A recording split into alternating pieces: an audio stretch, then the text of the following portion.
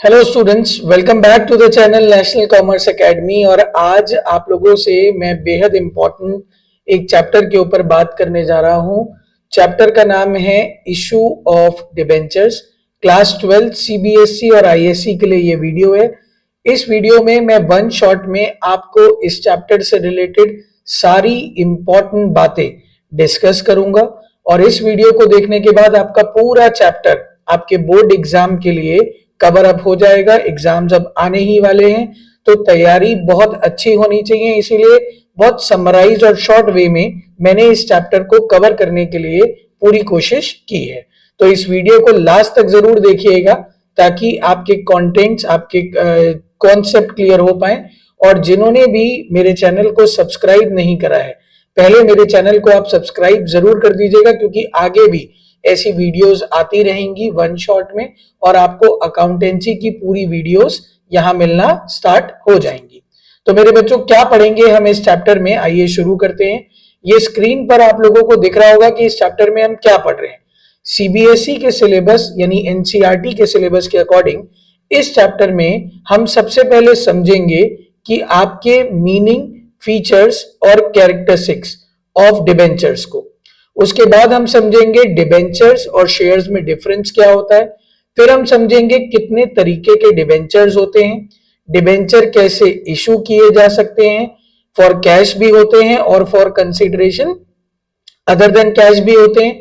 Issue of debenture as collateral security, interest on debenture, writing off discount और loss on issue of debenture, जो मैं पहले ही cover कर लूंगा आपको, और over subscription of shares and debenture and terms of issue including redemption aspects। तो मेरे बच्चों, अब आपको मैं ये वीडियो स्टार्ट करता हूं और इन टॉपिक्स को वन बाय वन आपको समझाता हूं। सबसे पहले हम लोग बात करेंगे कि मीनिंग, डिबेंचर्स का मतलब क्या होता है। सर पहले आप ये बता दीजिए। देखो मेरे बच्चों, किसी भी कंपनी को अगर कोई लोन की रिक्वायरमेंट होती है तो वो लोन किससे मांगती है बेटा? या तो बैंक से मांगेगी या जनरल पब्लिक से मांगेगी। अब अगर जनरल पब्लिक से मांग रही है तो उसको एक रिटन एक्नॉलेजमेंट देना पड़ता है। एक रिटन एक्नॉलेजमेंट मतलब it is a kind of certificate under a common seal of the company कि वो ये मानते हैं कि हमने इन लोगों से लोन लिया हुआ है, जिसपे सारी टर्म्स और कंडीशंस लिखी होती हैं कि कब वो आपके लोन को चुकाएंगे, उस पर कितना इंटरेस्ट हर साल पे करेंगे, और इंटरेस्ट ऑन लोन जो हम लोग बात करेंगे यहां पर डिबेंचर्स पर, it is a charge against profit. Charge का मतलब कंपनी को वो इंटरेस्ट पे करना ही पड़ेगा, चाहे कंपनी को प्रॉफिट हो चाहे कंपनी को लॉस हो। तो इसको हम लोग डिबेंचर कहते हैं। वो जो सर्टिफिकेट होता है उसी को हम लोगों ने नाम दिया है डिबेंचर्स। ठीक है बच्चों, तो डिबेंचर्स का मतलब तो आपको क्लियर हो गया होगा। अब आते हैं difference between shares and debentures. कभी कभार एग्जाम में बच्चों डायरेक्टली पूछ लेते हैं what is the difference between shares and debentures, तो हमें पता होना चाहिए। अब अगर मैं सबसे पहले बात करूं कि शेयर्स और डिबेंचर्स में डिफरेंस क्या है, तो सबसे पहले मीनिंग पर आते हैं। What is the meaning? Shares क्या है मेरे बच्चों? शेयर्स को हम लोग ओनरशिप फंड कहते हैं। अगर मैंने किसी कंपनी के शेयर लिए हुए हैं तो it means I am the owner of the company और मेरे पास वोटिंग पावर भी होती है। डिबेंचर का मतलब मैंने आपको अभी बताया कि अगर मैं किसी कंपनी के डिबेंचर खरीदता हूं तो मैं ओनर नहीं हूं, मैं क्रेडिटर हूं उस कंपनी का। मैंने उस कंपनी को बस एक लोन दिया हुआ है। तो debentures are loan given to the company by the investors.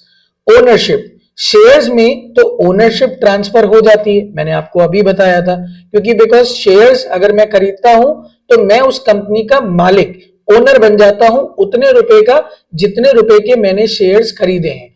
मगर डिबेंचर्स अगर मैं लेता हूं तो मेरे बच्चों में ओनर नहीं कहलाता, I am known as the lender, और हम क्रेडिटर भी कह सकते हैं। तो share holders are the owner and debenture holders are the lenders और क्रेडिटर। रिटर्न, बदले में क्या मिलता है? अगर हम शेयर्स खरीदते हैं तो कंपनी हमें बदले में रिटर्न जो देती है उस रिटर्न को हम डिविडेंड कहते हैं। और जब हम डिबेंचर खरीदते हैं तो कंपनी हमें जो रिटर्न में देती है उस रिटर्न को हम इंटरेस्ट कहते हैं। और interest is a charge against profit. मैं बार बार बोल रहा हूं, चार्ज का मतलब आपको इंटरेस्ट देना ही पड़ेगा, चाहे लॉस हो चाहे प्रॉफिट हो। शेयर्स पर रिस्क क्या होता है सर? देखो मेरे बच्चों, मैं तो मालिक बन गया, अब इस कोचिंग का, एनसीए का मालिक हूं मैं। अब अगर कोचिंग नहीं चलती है तो मेरा पूरा नुकसान होगा, because I am the owner over here. लेकिन डिबेंचर्स का कम रिस्क होता है, क्योंकि उसको इंटरेस्ट मिलता ही रहेगा, उसने तो क्या दिया हुआ है बच्चों, लोन दिया हुआ है।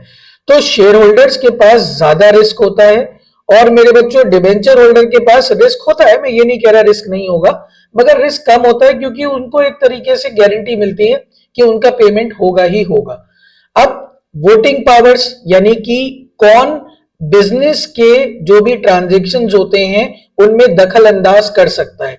शेयर होल्डर्स के पास वोटिंग पावर्स होती हैं। Voting powers in the sense वो कंपनी में वोट डालते हैं, और जो वो कहते हैं कंपनी के बोर्ड ऑफ डायरेक्टर्स को वो करना होता है। डिबेंचर्स जिस तरीके का एक लोन ही है बेटा, और अगर मैंने किसी से लोन लिया है तो वो मेरी कोचिंग में आकर मुझे थोड़े ना सिखाएगा कि कोचिंग कैसे चलानी है।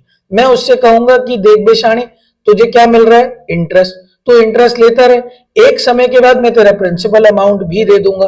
तो उनके पास जर्नली वोटिंग पावर्स नहीं होती। टाइप्स ऑफ सिक्योरिटी, जो ओनर्स होते हैं, ओनर्स जब कंपनी में पैसा लगाते हैं तो वो बदले में कोई सिक्योरिटी डिमांड नहीं करते कि आप हमें कोई सिक्योरिटी दीजिए। भाई आप तो ओनर हो ना, आप कोई सिक्योरिटी डिमांड क्यों कर रहे हो। लेकिन अगर मैं किसी कंपनी को लोन दे रहा हूं तो मैं उस कंपनी से एक सिक्योरिटी जरूर गिरवी रखवाऊंगा, क्योंकि मुझे श्योर नहीं है कि मेरा पैसा मुझे रिटर्न में मिलेगा भी या फिर नहीं। तो शेयर्स की कोई सिक्योरिटी नहीं होती, लेकिन कुछ डिबेंचर्स की सिक्योरिटी होती है, कोई एसेट गिरवी रख दी जाती है। प्रायोरिटी ऑफ पेमेंट, पहले पेमेंट किसको दिया जाएगा। देखिए, जब कंपनी लिक्विडेट यानी बंद हो रही होती है, लिक्विडेशन का मतलब होता है कंपनी बंद होना, तो मेरे बच्चों लाइन में कौन लगेगा। एक दुकान बंद हो रही है, लाइन में पहले मालिक लगेगा या पहले बाहर वाले लगेंगे। बट ऑब्वियस है पहले डिवेंचर होल्डर्स का पैसा हम वापस करेंगे, क्योंकि वो बाहर वाले हैं।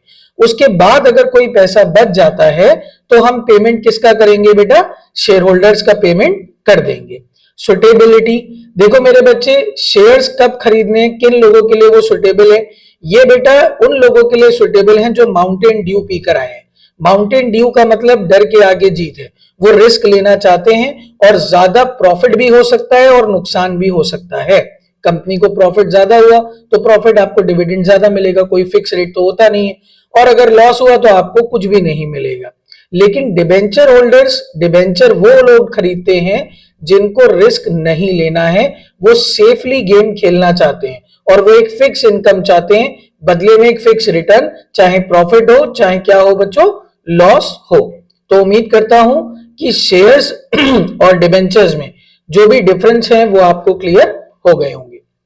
अब टाइप्स ऑफ डिबेंचर, ये थ्योरी है बच्चों, और ये बहुत इंपॉर्टेंट थ्योरी है, इसको ध्यान से समझना। अगर मैं डिबेंचर्स की टाइप्स की बात करूं तो on the basis of security होता है, on the basis of tenure होता है, और on the modes of redemption होता है। अगर मैं सिक्योरिटी की बेसिस पे बात करूं तो सिक्योरिटी का मतलब होता है कि कंपनी जब लोन लेती है तो उसके बदले में कोई सिक्योरिटी गिरवी रख रही है या नहीं रख रही है। देखो, जो कंपनी की गुडविल मार्केट में अच्छी होती है, फॉर एग्जांपल रिलायंस है, उनकी गुडविल मार्केट में अच्छी है। अब रिलायंस को अगर 50 लाख या 50 करोड़ तक का भी लोन चाहिए तो जरूरी नहीं है कि वो सिक्योरिटी रखे, और लोग भरोसा करके उन्हें लोन दे सकते हैं। तो अगर उन्होंने अपने डिबेंचर्स बिना सिक्योरिटी के मार्केट में उतारे हैं तो उन्हें अनसिक्योर्ड डिबेंचर्स कहते हैं, और अगर उन्होंने सिक्योरिटी रखी है गिरवी तो उन डिबेंचर्स को हम क्या कहते हैं बेटा, सिक्योर्ड। आगे थ्योरी भी है, आप स्क्रीनशॉट आगे ले लीजिएगा, अभी आप बस मतलब समझिए।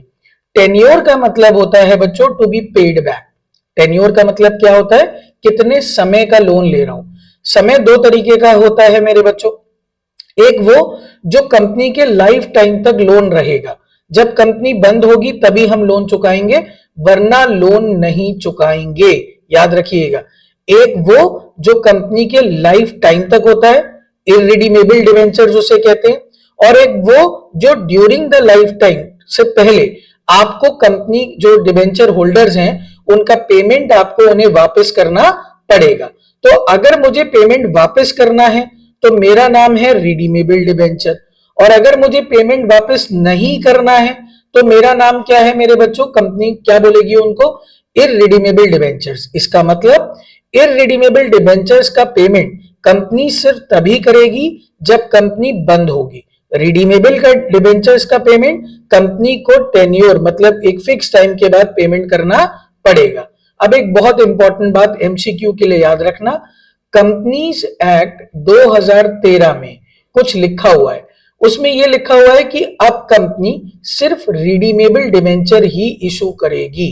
और कितना टेन्योर होता है, मैक्सिमम आप जो लोन ले सकते हो वो 10 सालों तक का ले सकते हो। लिख लो बच्चों, मैक्सिमम लोन जो आप ले सकते हो वो कितना ले सकते हो, for a period of 10 years. क्या सर इससे ज्यादा के लिए भी ले सकते हैं? ये ऑप्शन सिर्फ इंफ्रास्ट्रक्चर कंपनियों के लिए है। आप ज्यादा लोन ले लो, लेकिन ये ऑप्शन सिर्फ किसके लिए है बच्चों? इंफ्रास्ट्रक्चर कंपनियों के लिए। उनके लिए जो टेन्योर है मैक्सिमम वो 30 ईयर्स का है। 30 साल के अंदर अंदर आपको वो लोन चुकाना पड़ेगा।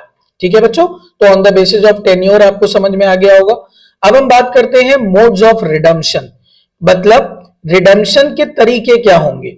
या तो आप पैसे ले लो, या आप डिबेंचर वापस कर दो कंपनी को और उसके बदले नई सिक्योरिटी यानी किसी टाइप के शेयर्स ले लो। तो मेरे बच्चे, अगर आप पैसा नहीं ले रहे हो, आप बदले में क्या ले रहे हो बेटा? शेयर्स ले रहे हो, तो उन डिबेंचर्स को हम कन्वर्टेबल डिबेंचर्स कहते हैं। और मेरे बच्चों, अगर आपको पैसा ही चाहिए, ये ऑप्शन आपके पास नहीं है कि आप नए शेयर ले सकते हो, तो उनको हम कहते हैं नॉन कन्वर्टेबल। एक और ऑप्शन होता है पार्टली कन्वर्टेबल, मतलब कुछ तो आप शेयर ले सकते हो कुछ रुपयों के और बाकी आपको हम कैश में पेमेंट कर देंगे। उसको हम क्या बोलते हैं बच्चों? Partly convertible debentures. ठीक है बच्चों, अब इनका स्क्रीनशॉट ले लीजिए। ये थ्योरी है जो मैंने अभी आपको बताई, सिक्योर्ड डिबेंचर और अनसिक्योर्ड डिबेंचर। अगर क्वेश्चन में कुछ ना लिखा हो तो सारे के सारे डिबेंचर, ये याद रखना बच्चों, सारे के सारे डिबेंचर सिक्योर्ड होंगे, अनसिक्योर्ड नहीं होते। उसके बाद टेन्योर के हिसाब से रिडीमेबल और कौन से होते हैं बच्चों? इररिडीमेबल। इसका भी स्क्रीनशॉट ले लीजिए। अगर क्वेश्चन में कुछ भी नहीं लिखा है तो सारे डिबेंचर कैसे होते हैं? रिडीमेबल। इररिडीमेबल डिबेंचर्स नहीं होते हैं। On the basis of convertibility, एक होते हैं कन्वर्टेबल डिबेंचर्स और एक होते हैं नॉन कन्वर्टेबल। और क्वेश्चन में अगर कुछ नहीं लिखा है तो वो नॉन कन्वर्टेबल होते हैं, सॉरी क्रॉस लगा दिया, नॉन कन्वर्टेबल होते हैं, कन्वर्टेबल नहीं होते हैं, याद रखिएगा। अब एक और है जो डायग्राम में नहीं था, from coupon rate point of view. ये इंपॉर्टेंट मार्क कर लीजिए, ये आपको बोर्ड एग्जाम में शायद इस बार ये क्वेश्चन जरूर दें, from the coupon rate point of view, and it is very very important. Sir जल्दी से बता दीजिए ये क्या है? ये दो प्रकार का होता है बच्चों, एक होता है स्पेसिफिक कूपन रेट और एक होता है जीरो कूपन रेट। स्पेसिफिक का मतलब इसमें डिबेंचर्स पे जो इंटरेस्ट होता है वो फिक्स होता है। क्या होता है बच्चों? फिक्स। जैसे मैंने बोल दिया कि आप मुझे लोन दे रहे हो, मैं आपको 8% क्या दूंगा बेटा? रिटर्न दूंगा, इंटरेस्ट दूंगा। इसे हम क्या बोलते हैं बच्चों? Specific coupon rate. अब ये दो प्रकार का होता है, या तो फिक्स भी हो सकता है या फ्लक्चुएटिंग भी हो सकता है, यानी इसे हम फ्लोटिंग भी कहते हैं। फ्लोटिंग का मतलब मैंने बोला अभी 8% ले लो, अब कंपनी को अगर ग्रोथ अच्छी होती है तो हम ये 8% बढ़ाकर 9% कर देंगे, इसे हम लोग फ्लोटिंग कहते हैं। ठीक है बच्चों। जीरो कूपन रेट क्या होता है मेरे बच्चों? इसमें इंटरेस्ट का कोई अता पता नहीं है। आप हिंदी में समझो, ये डेफिनेशन भी बहुत बार पूछी जाती है, what is zero coupon bond या zero coupon debenture. Zero coupon को हम कहते हैं इशूड एट डिस्काउंट, ध्यान से समझना, अभी इसका कॉन्सेप्ट क्लियर करता हूं, एंड रिडीमेबल एट पार। ठीक है बच्चों, issued at discount and redeemable at par. Issued at discount का मतलब, मान लीजिए मुझे आपसे 100 रुपए का उधार चाहिए, सर्टिफिकेट में 100 रुपए का ही दूंगा कि मैंने आपसे 100 रुपए लिए हैं, बदले में मैं आपसे कह रहा हूं 100 रुपए मत दो, आप मुझे 98 रुपीज दे दो। लिख के यही दे रहा हूं कि मैं आपसे 100 रुपए उधार ले रहा हूं, लेकिन आप मुझे कितने रुपए दे दो? 98। और रिडीमेबल एट पार का मतलब, जब आप वापस करने, मैं पेमेंट वापस करूंगा तो जो सर्टिफिकेट पे लिखा है वही अमाउंट दूंगा। तो रिडीमेबल एट पार का मतलब मैं आपको 100 रुपए दूंगा। इन शॉर्ट आपका 2 रुपए का फायदा हो गया। तो मेरे बच्चों ये 2 रुपए को ही आप ब्याज समझ लो, लेकिन मैंने ब्याज फिक्स नहीं रखा था। तो मेरे बच्चों इसमें कोई स्पेसिफिक रेट ऑफ इंटरेस्ट नहीं होता, ये बात बहुत अच्छे से समझ लेना। इसमें हम क्या करते हैं मेरे बच्चों, शुरू में जब डिबेंचर इश्यू करते हैं तो कुछ डिस्काउंट दे देते हैं और बाद में हम आपको पेमेंट फुल कर देते हैं। जो बीच का डिफरेंस होगा उसी को आप अपना फायदा या इंटरेस्ट जो कहना चाहो वो समझ लेना। इसे हम जीरो कूपन रेट डिबेंचर कहते हैं। अब from the view point of registration, sir ये भी डायग्राम में नहीं था। हाँ बच्चों, तो ये भी स्क्रीनशॉट ले लो और बहुत ध्यान से पढ़ना। एक होते हैं रजिस्टर्ड डिबेंचर, कौन से होते हैं बच्चों, रजिस्टर्ड, और एक होते हैं बियरर डिबेंचर। सर कुछ भी नहीं समझ में आ रहा है, जल्दी जल्दी बताइए ये क्या होता है। तो मेरे बच्चों रजिस्टर्ड डिबेंचर क्या होता है, जिसका नाम मैंने रजिस्टर में लिखा हुआ है, मेरी कंपनी के रजिस्टर में लिखा हुआ है, उसे हम रजिस्टर्ड डिबेंचर कहते हैं। फॉर एग्जाम्पल रामू काका से मैंने लोन लिया था, ठीक है, रामू काका से ही लोन लेता हूं बेटा मैं जनरली। मैंने रामू काका से लोन लिया हुआ है और रामू काका का नाम मैंने अपने रजिस्टर में लिख लिया है, उनका नाम, उनका एड्रेस, उनकी बैंक डिटेल्स। अब मेरे बच्चों अगर रामू काका को ये जो डॉक्यूमेंट, ये डिबेंचर बेचने हैं तो उनको एक ट्रांसफर डीड बनानी पड़ेगी। बिना ट्रांसफर डीड बनाए वो आसानी से उस डिबेंचर को नहीं बेच सकते। एमसीक्यू के लिए याद रखना, रजिस्टर्ड डिबेंचर आसानी से नहीं बिकते क्योंकि उसमें रामू काका का नाम रजिस्टर पे चढ़ा हुआ है। बियरर डिबेंचर्स क्या होते हैं बच्चों, इसमें नाम नहीं है कुछ भी रजिस्टर में, मैंने डिबेंचर सर्टिफिकेट दे दिया है, नाम कुछ नहीं लिखा है। अब वो डिबेंचर किसी को भी बेचो, आपको ट्रांसफर डीड की जरूरत नहीं है। रजिस्टर्ड डिबेंचर में जो इंटरेस्ट दिया जाता है वो उसी के नाम पर दिया जाएगा, उसी के बैंक अकाउंट में दिया जाएगा जिसका नाम रजिस्टर में चढ़ा हुआ है। बियरर डिबेंचर में इंटरेस्ट किसी को भी दे दिया जाएगा, किसी को भी किसको दे। तो मेरे बच्चों बियरर डिबेंचर में क्या होता है, कूपन्स लगे हुए होते हैं। क्या लगे हुए होते हैं, कूपन्स। देखो यहां मैं आपको पढ़ा भी देता हूं, यहां कूपन लगे हुए हैं, ये लिखा हुआ है बच्चों, इंटरेस्ट कूपन अटैच होते हैं। तो अगर फॉर एग्जाम्पल मैंने वो डिबेंचर किसी को बेच दिए तो कूपन भी साथ में दूंगा और वो कूपन वो बैंक में जमा करेगा और उसको इंटरेस्ट मिलना वहां से स्टार्ट हो जाएगा। तो इसको हम क्या बोलते हैं बच्चों, बियरर डिबेंचर। अब आते हैं न्यूमेरिकल्स पर। ये तो थ्योरी थी, ये एग्जाम में बहुत इंपॉर्टेंट थ्योरी है, इसको कवर करिएगा। अब आते हैं जर्नल एंट्रीज पर और पहला टॉपिक आपके डिबेंचर्स का है, वो है issue of debenture for cash.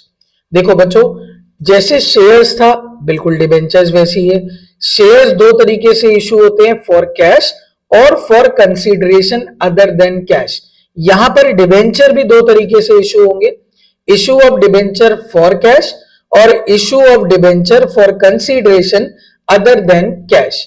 अब यहां पर प्रॉब्लम या डिफरेंस क्या है ये मैं आपको पहले समझा दूं। देखो मेरे बच्चों जब आप शेयर्स को इशू करते थे तो वो सिर्फ दो तरीके से करते थे, मैं शेयर्स के बारे में बता रहा हूं अभी। एक तो आप करते थे बच्चों एट पार पे और एक आप करते थे बच्चों एट प्रीमियम पे, यही करते थे ना। लेकिन जब आप डिबेंचर्स को इशू करोगे तो वो एट पार पे भी कर सकते हो, एट प्रीमियम पे भी कर सकते हो, एट डिस्काउंट पर भी कर सकते हो। शेयर्स को डिस्काउंट पर कभी इशू नहीं करते थे, मैं नए शेयर्स की बात कर रहा हूं। लेकिन डिबेंचर्स को आप डिस्काउंट पर भी इशू कर सकते हो।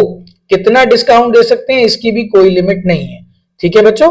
शेयर्स की अगर फेस वैल्यू गिवन नहीं होती थी कि एक शेयर कितने रुपए का है तो आप उसे 10 मानना, लेकिन डिबेंचर्स की अगर फेस वैल्यू गिवन ना हो कि एक डिबेंचर कितने रुपए का है तो आप उसे मानना 100 रुपए का। कितने रुपए का मानोगे बच्चों, 100 रुपए का, ठीक है बच्चों, ये याद रखना। अब डिबेंचर्स को पार पर कब इशू करते हैं, पार पर इशू करने का मतलब अगर मैं 100 रुपए का डिबेंचर मार्केट में 100 रुपए में दूं, फेस वैल्यू जितनी थी उतना ही इशू प्राइस भी है, तो उसको मैं बोलता हूं एट पार। अब अगर मैं 100 रुपए का डिबेंचर 105 में इशू करूं तो उसे हम क्या बोलेंगे बच्चों, एट प्रीमियम, मैंने प्रीमियम पर इशू करा। और अगर मैं 100 रुपए का डिबेंचर 90 या उससे कम में दूं, फेस वैल्यू से कम में, तो उसे हम बोलते हैं एट डिस्काउंट। याद रख पाओगे। अभी हम जो जर्नल एंट्रीज पढ़ रहे हैं वो पढ़ रहे हैं issue of debenture at par, मतलब जितनी फेस वैल्यू थी उतने पे मैंने डिबेंचर इशू करा। अब इस जर्नल एंट्री में एक बहुत बड़ा खेला है। खेला क्या है? अगर क्वेश्चन में कुछ नहीं लिखा है और सारा पैसा एक बार में ही मांग रहे, वन इंस्टॉलमेंट। वैसे आपको पता होगा कि शेयर्स में भी पैसा इंस्टॉलमेंट में मांगते हैं, तो डिबेंचर्स में भी इंस्टॉलमेंट में मांग सकते हैं, और जो एंट्री शेयर्स की होनी है वही एंट्री डिबेंचर्स की भी होनी है। लेकिन अगर क्वेश्चन में कुछ नहीं लिखा है, एक बार में सारा पैसा मांग रहे हो, तो हमेशा याद रखना बच्चों, एप्लीकेशन और अलॉटमेंट साथ में मांगना, क्वेश्चन कहे या ना कहे, बहुत बहुत इंपॉर्टेंट। तो जब आपको वो पेमेंट मिल जाता है, जब आपको एप्लीकेशन मनी मिल रहा है, पूरा पैसा आप किस में मांग रहे हो बच्चों? किस में मांग रहे हो? एक ही इंस्टॉलमेंट में मांग रहे हो, इन वन इंस्टॉलमेंट। तो आप क्या करोगे बच्चों? बैंक अकाउंट डेबिट पैसा आया टू डिबेंचर एप्लीकेशन पे मत छोड़ देना, एंड क्या लिखोगे? Allotment account. Bank account debit to debenture application and allotment account, और फिर उसे ट्रांसफर करोगे debenture application and allotment account debit to debenture. ठीक है बच्चों, ये रूल याद रखना। अगर क्वेश्चन में एक ही बार में सारा पैसा मांगा है, तो चाहे प्रीमियम पे हो, चाहे पार पे हो, चाहे डिस्काउंट पे हो, आप यही एंट्री करोगे, एप्लीकेशन और अलॉटमेंट साथ में ही मांगोगे। अब इसके बाद एक जर्नल एंट्री का क्वेश्चन यहां पर आ गया है, issue of debenture at par. आइए इसको जल्दी से सॉल्व करते हैं।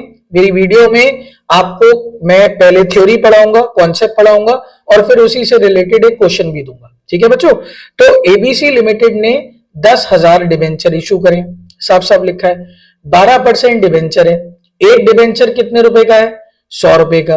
तो सर पहले रफ में लिख लेते हैं कि एक डिबेंचर कितने रुपए का है, क्योंकि मुझे तो ये बात समझ में नहीं आती, पहले मैं रफ में जरूर लिखूंगा। 100 रुपए का डिबेंचर है। मैंने एप्लीकेशन पर कितने रुपए मांगे हैं बच्चों? 30 रुपए। और मैंने रिमेनिंग अमाउंट जो मांगा है वो अलॉटमेंट पर मांगा है, तो रिमेनिंग मुझे लगता है 70 होना चाहिए, है ना, क्योंकि 100 रुपए का डिबेंचर है। अब मुझे एंट्रीज करनी होंगी। Talking about my entry, my first entry will be bank account debit to 12% debenture application account. Sir allotment क्यों नहीं लिखा? एप्लीकेशन एंड अलॉटमेंट आपने अभी बताया था, वो मैंने तब बताया था बच्चों जब आप एक ही कॉल पर सारा पेमेंट मांग लो, यहां अलग अलग मांग रहे हैं। तो ये मेरी फर्स्ट एंट्री हो गई। अब इसमें अमाउंट कैसे भरूं? मेरे डिबेंचर बिके हैं 9,000, तो मुझे 10,000 से कोई लेना देना नहीं है। मैं 9,000 डिबेंचर से पूरे 30 रुपए मांगूंगा। ठीक है बच्चों, ये 12% क्या है? ये इंटरेस्ट रेट है, बस लिखना है एंट्री में। अब उसके बाद आपको एंट्री करनी है 12% debenture application account debit to 12% debenture account, capital नहीं लिखना, टू 12% डिबेंचर अकाउंट। अमाउंट 9,000 लोगों से आपको 30 रुपए मिलने थे, वो आपने ट्रांसफर कर दिए। अब हम अलॉटमेंट मांगते हैं बच्चों। अलॉटमेंट मांगने की entry 12% debenture allotment account debit हो जाएगा टू 12% डिबेंचर। इसमें अमाउंट कितना लिखें सर? बेटा 9,000 लोगों से आपने 70 रुपए अलॉटमेंट पे डिमांड करी थी, और यही पैसा आपको रिसीव हो जाएगा। तो आप एंट्री करोगे bank account debit to 12% debenture allotment account. ठीक है बच्चों, और अमाउंट वही भरोगे 9,000 इंटू 70 रुपीज। ठीक है, तो इसे हम बोलते हैं issue of debenture at par. ये जर्नल एंट्रीज हैं, एक बार में मांगते तो एप्लीकेशन एंड अलॉटमेंट दोनों को दिखाते, मैंने अलग अलग मांगा है तो मैंने इसको अलग अलग इंस्टॉलमेंट्स में दिखाया है। अब issue of debenture at premium क्या होता है बच्चों? मैंने अभी आपको बताया था, अगर आप फेस वैल्यू से ज्यादा पर अपने शेयर को इशू करते हो तो उसे हम कहते हैं issue of debenture at premium, यही तो बताया था। और प्रीमियम कंपनी के लिए फायदा होता है, और फायदा हमेशा क्रेडिट होगा जैसे आप शेयर्स में करते थे, और हमेशा ड्यू करते वक्त करना, बैंक वाली एंट्री के साथ प्रीमियम मत दिखाना।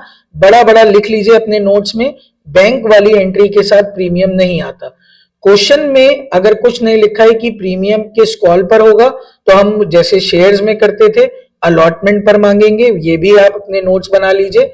और प्रीमियम जो बैलेंस शीट में शो होगा वो रिजर्व एंड सरप्लस में शो होगा under the head reserve and surplus, और मेजर हेडिंग क्या होगी बच्चों? Share holder fund. I hope आपको कॉन्सेप्ट क्लियर हो गया होगा। अब अगर मैं यहां पे पढ़ दूं, a debenture is said to be issued at premium when the price charge is more than its nominal मतलब फेस वैल्यू। मतलब 100 रुपए का डिबेंचर था, मैंने 110 में दिया, उसे हम प्रीमियम कहते हैं। इसे हम एक सेपरेट अकाउंट में क्रेडिट करेंगे और वो separate account security premium reserve account होगा। बैलेंस शीट में इसे मैं रिजर्व एंड सरप्लस में शो करूंगा। ठीक है बच्चों, तो ये कॉन्सेप्ट आपको क्लियर हो गया होगा, डिबेंचर इशूड एट प्रीमियम। आइए इसके क्वेश्चन को करते हैं। XYZ इंडस्ट्रीज हैं, कोई इंडस्ट्री होगी बच्चों, इनके डिबेंचर कितने हैं? इन्होंने 2000 डिबेंचर इशू करें। 100 रुपए का डिबेंचर एक है और कितने रुपए के प्रीमियम पर इशू कर रहे हैं बेटा? 100 रुपए के, 10 रुपए के सॉरी। तो बच्चों पहले मुझे टोटल लगाना जरूरी है, एक फेस वैल्यू और एक प्रीमियम। मैं 100 रुपए का डिबेंचर 10 रुपए के प्रीमियम पर इशू करवा रहा हूं, जिसमें मैंने बच्चों एप्लीकेशन पर कितने रुपए मांगे हैं? 50, और अलॉटमेंट पर 60 मांगी है, तो इंक्लूडिंग प्रीमियम ही होगा। अभी तो बताया था, क्वेश्चन में अगर कुछ नहीं लिखा है तो प्रीमियम अलॉटमेंट पर है। तो मेरे बच्चों 50 प्लस 10, ठीक है बेटा, तो ये हो गया मेरा टोटल। अब सारे डिबेंचर्स बिक गए और सारा अमाउंट मिल भी गया है, तो एंट्रीज पूछ रहे हैं, तो क्या हम जल्दी जल्दी इसकी एंट्रीज को कर पाएंगे?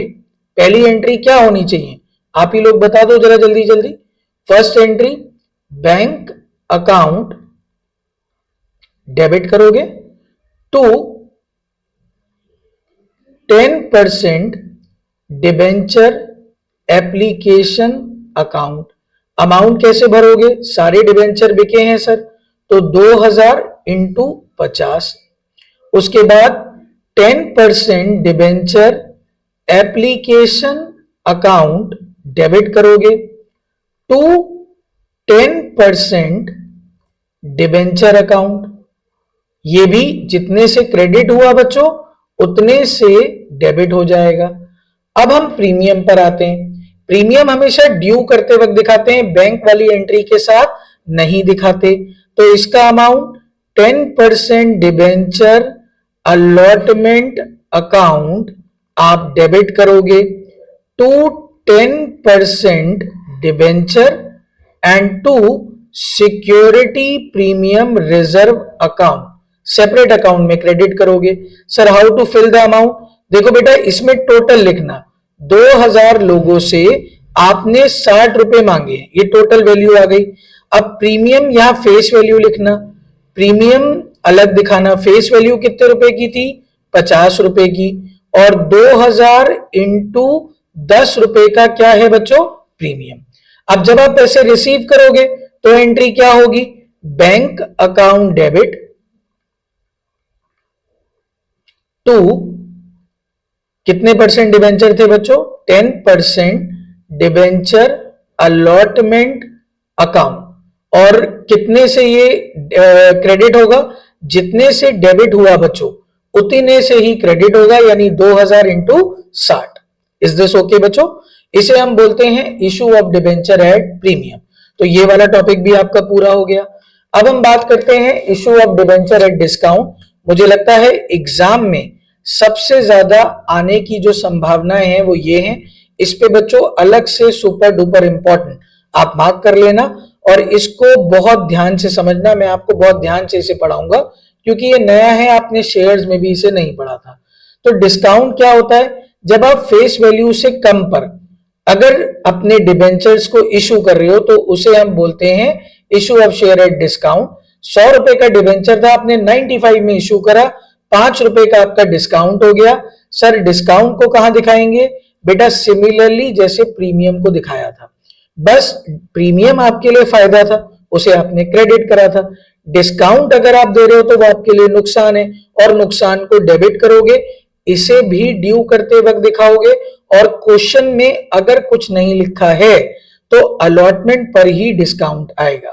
अब एक बहुत बहुत इंपॉर्टेंट बात समझना, ये जो issue of debenture at discount है ये जो डिबेंचर आपने इशू करे हैं डिस्काउंट पर, ये डिस्काउंट को हम कैपिटल लॉस कहते हैं। क्या बोलते हैं बच्चों? Capital loss. और इस पे कंपनीज एक्ट का कुछ कमेंट आया है, उन्होंने बोला है कि इस कैपिटल लॉस को आपको उसी साल के ईयर एंड पर, लिख लो बच्चों, उसी साल के ईयर एंड पर क्या करना पड़ेगा? राइट ऑफ करना पड़ेगा। राइट ऑफ कैसे करें, क्या जर्नल एंट्री करें? देखो मेरे बच्चों, राइट ऑफ करने के लिए नंबर 1 जो पहली चॉइस होगी वो एसपीआर होगी। एसपीआर की फुल फॉर्म पता है ना? Security premium reserve. अगर क्वेश्चन में ये नहीं है या है और कम पड़ गया तो आप राइट ऑफ करोगे statement of P and L, यानी पी एंड एल अकाउंट से। तो हमेशा याद रखना, जब भी कभी डिस्काउंट या लॉस अराइज होगा तो उसे उसी ईयर के एंड में राइट ऑफ जरूर करके आना। क्वेश्चन बोले या ना बोले ये याद रखना कि आपको राइट ऑफ करना है। और राइट ऑफ करने के लिए 2 चॉइसेस हैं, एसपीआर और statement of P and L. Journal entry क्या होगी? SPR account debit, statement of P and L account debit to loss on issue of debenture. ठीक है, आगे इसको मैं अभी क्वेश्चन से समझाऊंगा। अभी आप पहले ये चीज समझ लो और इसका स्क्रीनशॉट ले लो। ठीक है बच्चों, आप जल्दी से इसका स्क्रीनशॉट ले लीजिए। आगे चलते हैं। इसका क्वेश्चन आ गया है बच्चों, इसके क्वेश्चन को हम सॉल्व करेंगे। कंपनी ने कितने डिबेंचर इशू करे थे? 10,000। एक डिबेंचर 100 रुपए का था। 5% डिस्काउंट पर इशू करने का मतलब मैंने 95 में इशू करा। 100 रुपए का 5% 5 रुपए होता है। सो सर मैंने इसे 95 में इशू करा। एप्लीकेशन पर मैंने कितने रुपए मांगे हैं बच्चों? लिखा हुआ है ना 40, ये लिखा हुआ है बच्चों। और अलॉटमेंट पर मैंने कितने रुपए मांगे? 55। देखो टोटल 95 हो गया। अब मैं बच्चों पहली एंट्री तो नहीं कर रहा, वो तो आप कर लोगे। Bank account debit to debenture application, जिसमें आपको अमाउंट लिखना था 10,000 इंटू 40, और debenture application account debit to debenture, इसमें भी 10,000 इंटू 40। मैं बेसिकली आ रहा हूं कि डिस्काउंट को आप कैसे शो करोगे अलॉटमेंट पर, तो वो समझा देता हूं जल्दी से आपको, आपका बिना समय ज्यादा बर्बाद करे हुए एग्जाम पास आ रहे हैं। तो 12% डिबेंचर अलॉटमेंट अकाउंट डेबिट करोगे टू 12% डिबेंचर अकाउंट। ये एंट्री सही है? नहीं, ये एंट्री गलत कर दी सर आपने। आपको डिस्काउंट दिखाना था और डिस्काउंट हमेशा डेबिट भी होगा, वो ड्यू करते वक्त दिखाना था। जनरली ये बच्चे गलती कर देते हैं, तो इसको बहुत इंपॉर्टेंटली ध्यान से समझ लीजिए। आपकी एंट्री होगी 12% डिबेंचर अलॉटमेंट अकाउंट डेबिट होगा, discount on issue of debenture account भी डेबिट होगा टू 12% डिबेंचर। अब अलॉटमेंट में अमाउंट कैसे भरोगे? अलॉटमेंट पे मांगे कितने? 10,000 डिबेंचर इशू हुए थे, अलॉटमेंट पे 55 मांगे थे। आपने उस पर डिस्काउंट कितना दिया? 5 रुपए का। इसका मतलब एक्चुअल वैल्यू जो फेस वैल्यू अलॉटमेंट पर थी वो 60 थी, यहां फेस वैल्यू हो जाती है। अब जब आप पैसे रिसीव करोगे, bank account debit to 12% debenture allotment account, तो उसमें कितने रुपए दिखाओगे बच्चों? जितने से डेबिट हुआ है सर उतने से क्रेडिट हो जाएगा, यानी 10,000 इंटू 55। क्वेश्चन खत्म? नहीं, क्वेश्चन खत्म। हमें राइट ऑफ भी करना पड़ेगा, ये बहुत बहुत इंपॉर्टेंट है। अब मैं सबसे पहले ढूंढूंगा एसपीआर को। मेरे इस क्वेश्चन में एसपीआर है ही नहीं, तो मैं राइट ऑफ किससे करूंगा बच्चों? आप ही बताओ। Statement of P and L से। तो एक और एंट्री मुझे ऐड ऑन करनी पड़ेगी। क्वेश्चन कहेगा नहीं statement of P and L account debit to loss on, या टू डिस्काउंट है, sorry, to discount on issue of debenture. और आपका जो लॉस हुआ है वो कितना हुआ है मेरे बच्चों? 10,000 इंटू 5 यानी 50,000 रुपए का। ठीक है बेटा, तो ये एंट्री आपको समझ में आ गई, ये जरूर करिएगा। This entry is very very important, और इसको करे बिना आपको पूरे नंबर नहीं मिलेंगे।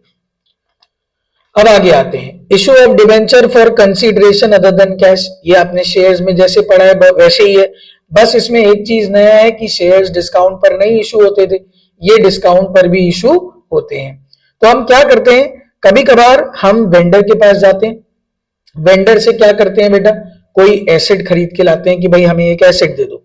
अब वेंडर कहता है पैसे दो, हम कहते हैं भाई पैसे नहीं है, जूते दो पैसे लो, गाना सुना है, तो हम कह रहे हैं हमारे पास पैसे नहीं है, एसेट दो, डिबेंचर लो। जूते दो पैसे लो की जगह एसेट दो, डिबेंचर लो। हम उसे बदले में डिबेंचर दे आते हैं, पहले शेयर्स देकर आए थे, अब डिबेंचर दे आए, उसे हम कहते हैं issue of debenture for consideration other than cash. और ये भी तीन तरीके से क्या हो सकता है बच्चों, तीन तरीके से इशू हो सकता है, या तो एट पार, या एट प्रीमियम, या एट डिस्काउंट। एंट्रीज क्या होंगी, इसके मैंने क्वेश्चंस आपको दिए हुए हैं बच्चों, तो मैं इसके क्वेश्चंस आपसे डिस्कस करता हूं और फिर मैं आपको एंट्रीज समझाता हूं। ये टॉपिक दो तरीके में आएगा जो एग्जाम में आ सकता है। एक तो मेरे बच्चों सिंपल एक एसेट खरीदी होगी और उसके बदले डिबेंचर दे रहा हूँ। एक मेरे बच्चों पूरा बिजनेस खरीदूंगा, पूरा बिजनेस का मतलब एसेट और लाइबिलिटी खरीदी होगी और उसके बदले मैं आपको क्या करूंगा बच्चों, डिबेंचर दे रहा हूं। तो ये दोनों टॉपिक के क्वेश्चन मैंने अपनी वीडियो में कवर करे।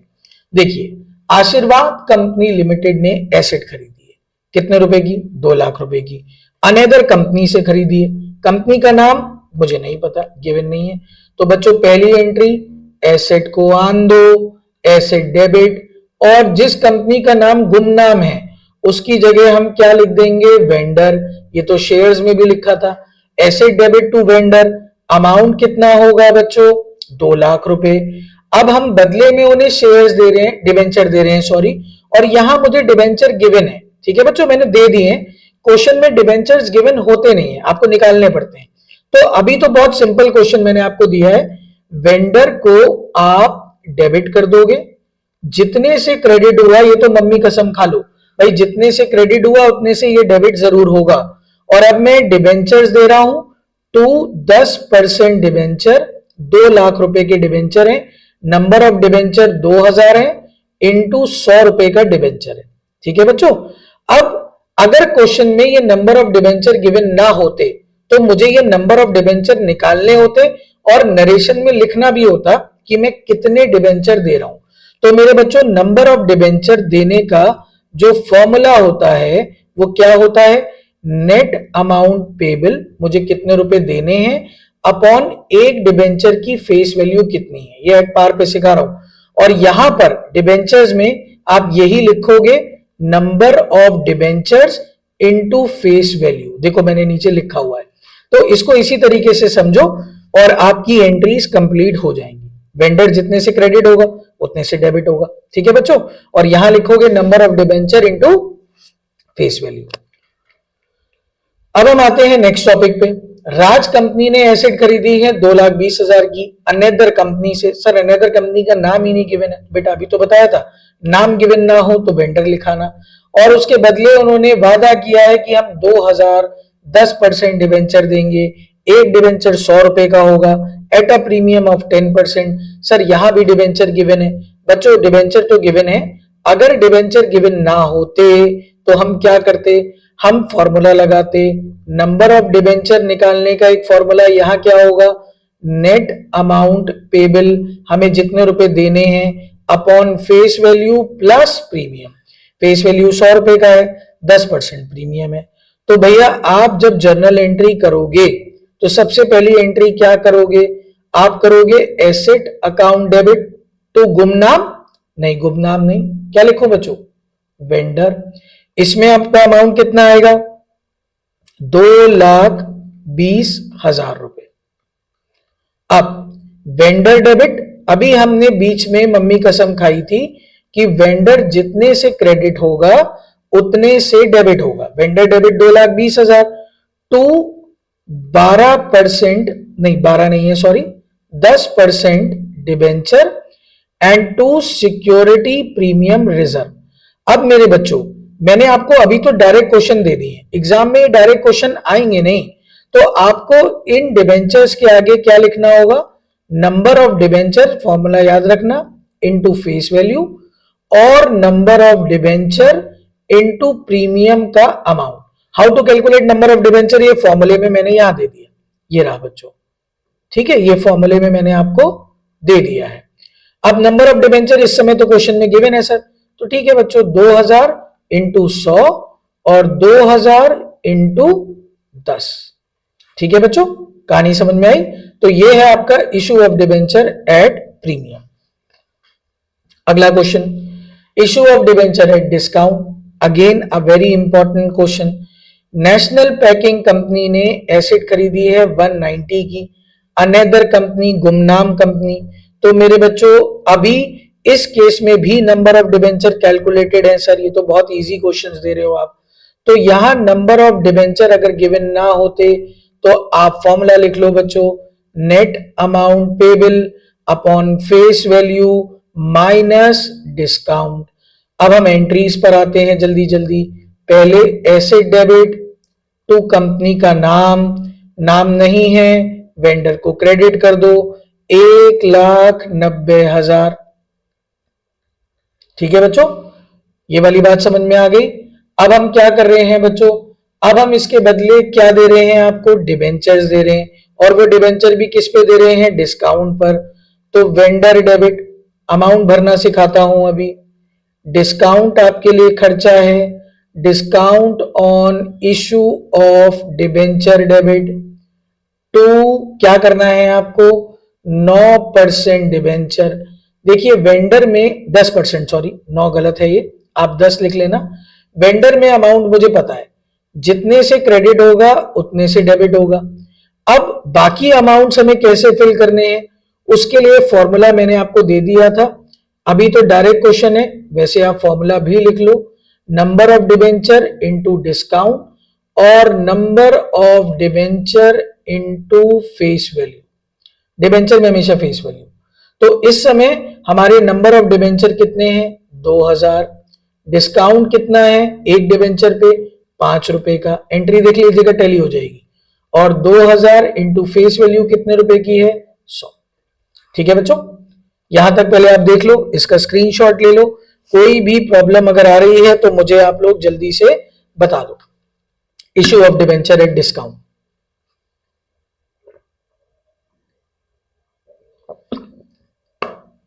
ठीक है, ये हो गया। अब आगे शुरू करते हैं। अब ये है एक नया टॉपिक, शेयर्स में भी था, नया नहीं। अब हम पूरा बिजनेस खरीद रहे हैं। पूरा बिजनेस खरीदने की एक शॉर्ट ट्रिक बताता हूं। आप जितनी भी एसेट खरीदोगे उनको डेबिट कर लेना, जितनी भी लाइबिलिटीज खरीदोगे उनको क्रेडिट कर लेना। लिख लो कहीं पे, एसेट खरीदोगे डेबिट, लाइबिलिटीज खरीदोगे क्रेडिट, क्योंकि एसेट का बैलेंस हमेशा डेबिट होता है और लाइबिलिटीज का बैलेंस हमेशा क्या होता है बच्चों, क्रेडिट होता है। एक लाइन बीच में छोड़ देना, और टू जिससे खरीदी उसका नाम, जितने रुपए में खरीदी। अब वो लाइन क्यों छोड़ी है सर, डिफरेंस अगर डेबिट में आ रहा हो तो गुडविल को डेबिट कर देना, ठीक है। डिफरेंस अगर क्रेडिट में आ रहा हो तो कैपिटल रिजर्व को क्रेडिट कर देना, ठीक है। अभी देखते हैं, आइए ये क्वेश्चन आपको मैं ऐसे ही समझाता हूं। आपने बिल्डिंग खरीदी थी, तो आपने एंट्री करी बिल्डिंग अकाउंट डेबिट। बिल्डिंग कितने की खरीदी है बच्चों, 1,50,000 रुपए की। फिर आपने मशीनरी खरीदी, तो आपने एंट्री करी मशीनरी अकाउंट डेबिट। जो जो एसेट आ रही है आन दो सबको, 1,40,000 सबको देख लेंगे। फिर आपका मन नहीं भरा, आपने कहा फर्नीचर और खरीदेंगे, खरीदो भाई, पैसा है तो खरीदो। फर्नीचर अकाउंट डेबिट 10,000, एक लाइन में छोड़ देता हूं बच्चों।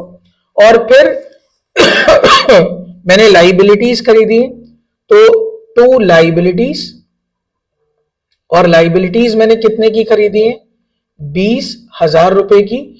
और कंपनी को मैंने पेमेंट देने का वादा करा है, कितने रुपए देने का वादा करा है, 3,15,000 रुपए मैं कंपनी को दूंगा। ठीक है बच्चों, ये एंट्री समझ में आई। सारी एसेट डेबिट, एक लाइन छोड़ी, और सारी लाइबिलिटीज क्रेडिट, टू कंपनी को जितने रुपए भी देने हैं। अब डिफरेंस कहां आ रहा है ये आप लोग निकालना। वैसे मेरे हिसाब से जो डिफरेंस आना चाहिए वो डेबिट में आ रहा है इस क्वेश्चन में। तो आप लोग मुझे ये कमेंट करके बताओगे, मैं ये देखूंगा कि ये वीडियो कौन कहां तक देख रहा है। तो यहां पर जो डिफरेंस आ रहा है आप उसे गुडविल बोलोगे। कैसे निकालोगे ये बच्चों, क्रेडिट का टोटल माइनस डेबिट का टोटल, ये मेरी बैलेंसिंग फिगर आ जाएगी। ठीक है बच्चों, ये आप निकालो और मुझे कमेंट करके बताना कि कितनी आ रही है। अब उसके बाद क्वेश्चन नॉर्मल है, हमें उस कंपनी को अब डिबेंचर देने। अब यहां डिबेंचर गिवन नहीं है, मुझे निकालने पड़ेंगे कि मैं कितने डिबेंचर दे रहा हूं। फॉर्मूला मैंने दिया था, उसी टॉपिक से अब मैं क्वेश्चन, इसीलिए मैंने आपको पहले बेसिक कराए थे ताकि यहां आप निकाल पाओ। अब मैं डिबेंचर दे रहा हूं और डिबेंचर एक दे रहा हूं 100 रुपए का एट अ प्रीमियम ऑफ 5%। तो आइए एंट्री इस पर ध्यान दें, XYZ को आप डेबिट करोगे टू कितने परसेंट डिबेंचर हम लोग दे रहे हैं, 12% डिबेंचर दे रहे हैं and to security premium reserve account. सबसे पहले अमाउंट किस में भरूं बच्चों, मम्मी कसम याद है, सबसे पहले अमाउंट इसमें भरना है 3,15,000। भाई जितने से क्रेडिट हुआ था उतने से डेबिट हो गया। इसमें अमाउंट कैसे भरते हैं, नंबर ऑफ डिबेंचर निकालो सर जी, फॉर्मूला बताया था बच्चों, net amount payable upon face value plus premium. तो नेट अमाउंट पेबल हमें कितने रुपए देने हैं बच्चों, 3,15,000 रुपए हमें देने हैं। एक डिबेंचर की वैल्यू 100 रुपए है और प्रीमियम कितने परसेंट है, 5 रुपए का, 5 रुपए का प्रीमियम है 5%। तो 3,15,000 अपॉन 105, ये आ गए मेरे 3,000 डिबेंचर। अब यहां अमाउंट कैसे भरते हैं, लो सर जी, 3,000 इंटू फेस वैल्यू बताया था ना बच्चों 100 रुपए, और 3,000 इंटू प्रीमियम का अमाउंट बताया था इंटू 5। सही है बच्चों, तो ये आपकी एंट्रीज हो गई। आप मुझे अभी कमेंट करके बताओ कि आपकी गुडविल कितनी आ रही है, वीडियो को पॉज कर लो, कमेंट करके बताओ कि गुडविल कितनी आ रही है। अब ये इंपॉर्टेंट टॉपिक है, एग्जाम में अगर आया तो 4 नंबर का क्वेश्चन आएगा, issue of debenture as a collateral security. ठीक है, बहुत ध्यान से समझना। पहले मैं इसके बारे में आपको बेसिक बता दूं। देखो बच्चों, एक कंपनी है सपोज डब्ल्यू लिमिटेड, उसको 5 करोड़ रुपए का बैंक से लोन चाहिए। कितने करोड़ का लोन चाहिए, 5 करोड़ का। वो मैनेजर के पास गए और उन्होंने बोला, अंकल, अंकल नहीं बोलेंगे, मैनेजर बोल देते हैं, उन्होंने बोला सर, रिस्पेक्टेड सर, हमें 5 करोड़ का लोन चाहिए। अभी रिस्पेक्टेड लगा दो क्योंकि काम अपना है बच्चों, 5 करोड़ का लोन चाहिए। अब मैनेजर क्या कह रहा है, मूंगफली में दाना नहीं, हम तुम्हारे मामा नहीं, 5 करोड़ का लोन चाहिए तो कुछ सिक्योरिटी रखो, ऐसे थोड़ा लोन दे देंगे, डिबेंचर हमेशा सिक्योर्ड होते हैं। तो मेरे बच्चों, अब उन्हें लोन चाहिए तो सिक्योरिटी रखी, उन्होंने जमीन के कागजात बैंक को दिखाए और मैनेजर ने जब वो पेपर पलटे तो उन्हें ये लगा कि ये कागजात शायद सफिशिएंट ना हो। ठीक है, तो उन्होंने बोला ठीक है सर, बट हम चाहते हैं कि कुछ एक्स्ट्रा सिक्योरिटी भी आप गिरवी रखें। तो कंपनी ने कहा ठीक है, ये पेपर तो रख ही लो जमीन के, साथ साथ हम अपनी कंपनी के डिबेंचर भी गिरवी रखते हैं। इसे हम बोलते हैं बच्चों issue of debenture as a collateral security. ठीक है बच्चों, अब इंपॉर्टेंट बात, कंपनी ने डिबेंचर गिरवी रखे, इशू तो करे नहीं, या इशू कर दिए, आप बताओ, नहीं करें, गिरवी रखे। तो एक एमसीक्यू के लिए बात हमेशा याद रखना, एग्जाम में बहुत बार पूछते हैं, इन डिबेंचर्स पर कंपनी कभी भी कोई भी इंटरेस्ट नहीं देगी, बिकॉज कंपनी ने ये डिबेंचर इशू नहीं करे हैं, गिरवी रखे हैं। अब अगर कंपनी लोन में डिफॉल्ट करती है, लोन नहीं दे पाती है, तो सबसे पहले प्राइमरी सिक्योरिटी बिकेगी। प्राइमरी सिक्योरिटी मतलब जो पहले रखी थी, वो कौन सी थी बेटा, वो जमीन के पेपर। अगर वो जमीन सफिशिएंट ना हुई तो कंपनी के डिबेंचर भी इशू होंगे रिमेनिंग अमाउंट से। अब उसके बाद जितने इशू हुए हैं उस पे कंपनी इंटरेस्ट पे करेगी उस डेट से। ठीक है, अब उससे पहले का कोई भी ब्याज कंपनी नहीं पे करेगी। तो इसी टॉपिक को हम बोलते हैं issue of debenture as collateral security. Screenshot ले लो, थ्योरी मैंने आपको दे दी है। यहाँ न्यूमेरिकल पर आते हैं। देखो बेटा, इसको करने के 2 तरीके होते हैं। तरीका नंबर 1, या तो डिबेंचर को गिरवी रखने की कोई एंट्री ही मत करो, है ना। क्यों करोगे, क्योंकि डिबेंचर तो गिरवी रखे हैं सर, अभी इशू कहां करे हैं, तो इसकी हम कोई भी एंट्री नहीं करते। It is a contingent liability, क्योंकि फ्यूचर में अराइज होगी, अभी तो नहीं हो रही है, तो सर इसकी एंट्री नहीं करेंगे। या बेटा तरीका नंबर 2 एंट्री करो। तो मैं तरीका नंबर 2 ही बताऊंगा, तरीका नंबर 1 मत ही करना। तरीका नंबर 2 से करते हैं, when the company decide to record issue of debenture as a collateral security। अगर एग्जाम में लिखा हुआ है डिसाइड नॉट टू रिकॉर्ड तो फिर तरीका नंबर 1 ही है। अगर आता है कुछ भी नहीं तो आप रिकॉर्ड करके आना। तो इस केस में कंपनी क्या करती है बच्चों, कंपनी इस केस में 2 एंट्रियां करेगी। जब रिकॉर्ड करने की। पहली एंट्री तो हर केस में ही करेगी। कंपनी ने बैंक से लोन लिया है तो debit what comes in bank account debit to bank loan. Entry लिख लो बच्चों, दो एंट्री है सिंपल सी।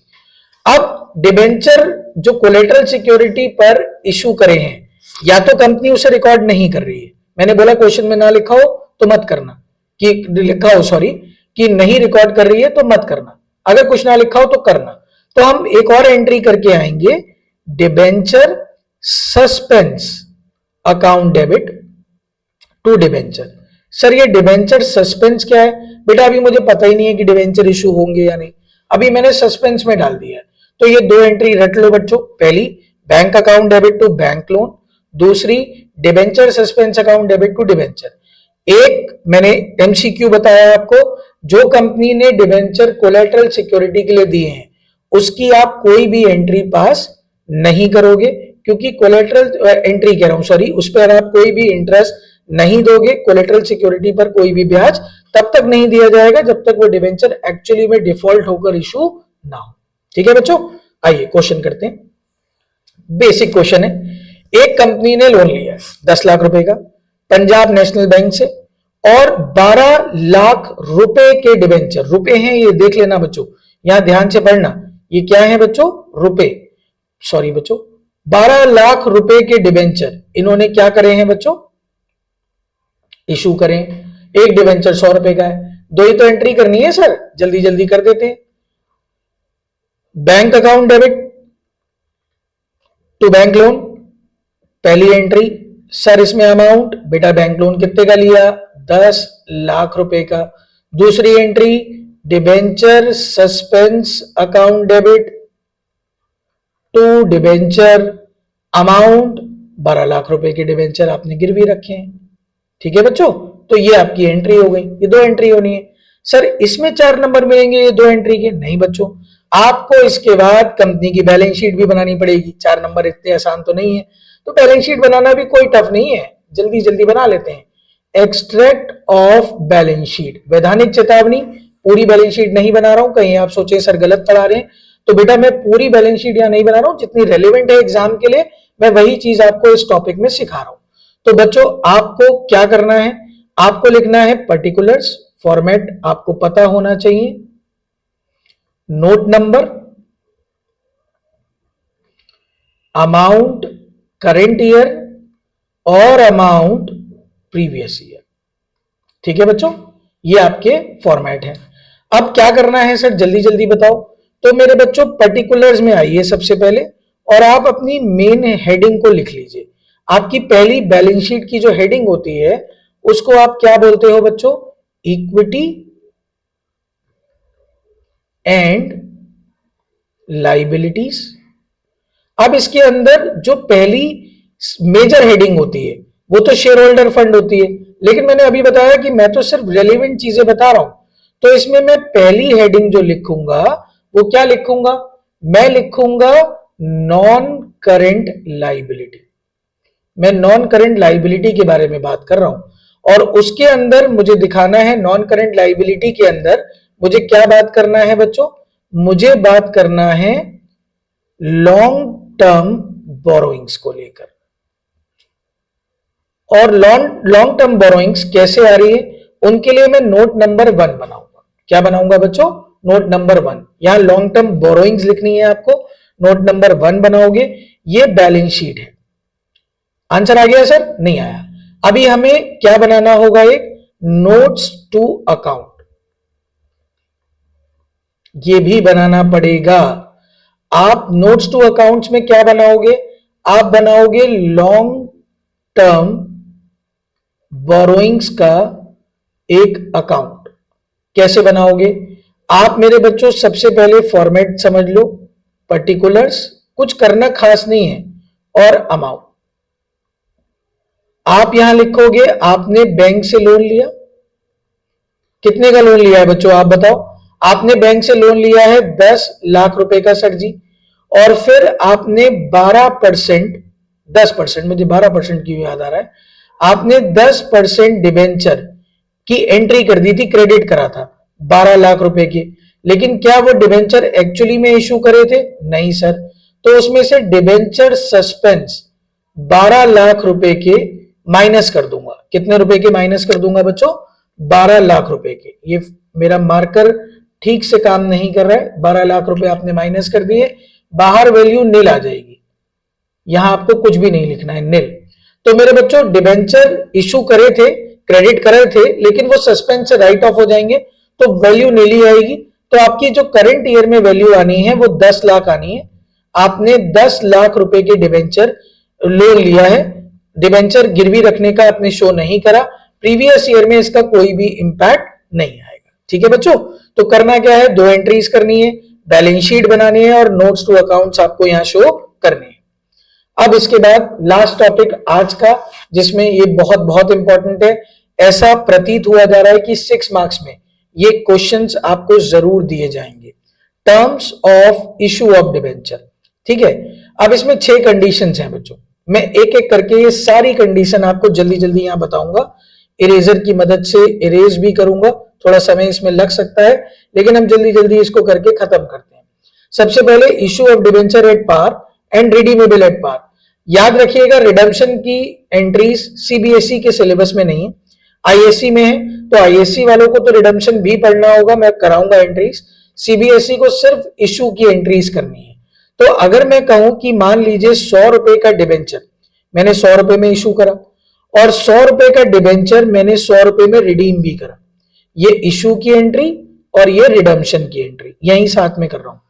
तो जब मैंने इशू करा तो मैं जर्नल एंट्री क्या करूंगा, मैं एंट्री करूंगा bank account debit to debenture application and allotment. Sir allotment क्यों बेटा? अभी तो वीडियो में बताया था कि अगर क्वेश्चन में कुछ नहीं लिखा है तो एक ही बार में सारे पैसे मांगूंगा।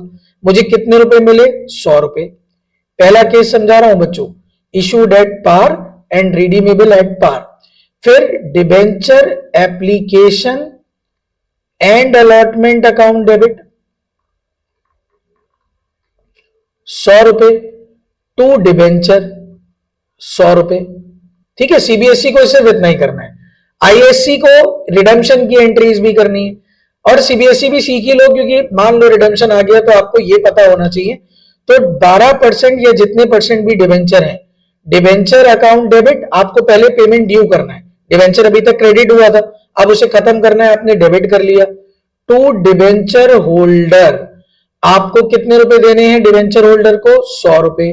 और फिर डिबेंचर होल्डर को आपको पैसे दे देने, तो debenture holder account debit to bank. आप उन गरीबों को कितने रुपए दे दोगे बच्चों? 100 रुपए देकर आ जाओ, ये आपका पेमेंट हो गया बच्चों। तो इसे हम कहते हैं issue of debenture at par and redeemable also at par. पहला टॉपिक जल्दी जल्दी देख लीजिए, और कोई भी प्रॉब्लम लग रही है तो मुझे बता दीजिए। अब मैं सेकेंड टॉपिक पर आता हूं। इसका स्क्रीनशॉट आपने पहले ही ले लिया होगा, यहां से मिटाना पड़ेगा मुझे। फर्स्ट केस तो मैंने यहां पे करा दिया, अब मैं दूसरे केस पर आऊंगा जल्दी से जल्दी। Issue of debenture at discount and मेरे बच्चों रिडीमेबल एट क्या? पार। तो आईएससी वाले बच्चों, रिडीमेबल एट पार की एंट्री वही है जो अभी हमने करी थी, तो मैं दोबारा उस एंट्री को अब नहीं करूंगा। ठीक है बच्चों, अब मैं सीधे इशू बता रहा हूं। 100 रुपए के बदले मैंने 98 लिए और रिडम्पशन में बच्चों 100 रुपए के बदले मैंने 100 रुपए का पेमेंट कर दिया। तो वो तो वही एंट्री हो गई जो अभी हमने करी थी केस 2 में, केस 1 में। तो मैं पहले बच्चों इशू की एंट्री समझा देता हूं।